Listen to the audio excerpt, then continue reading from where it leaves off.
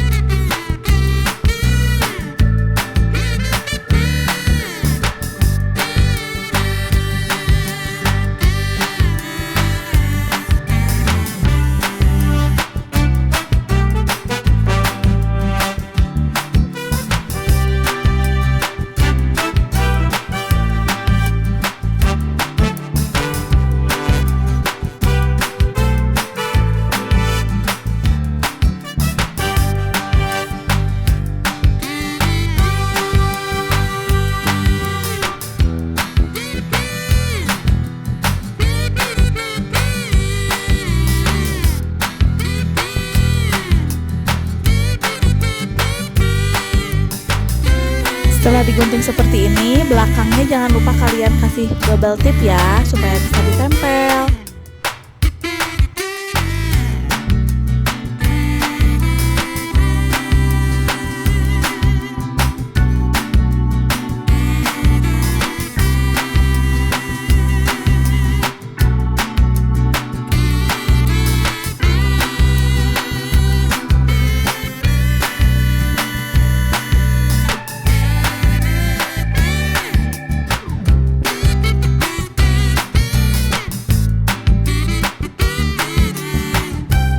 Sekian dulu video kali ini, sampai jumpa di video selanjutnya.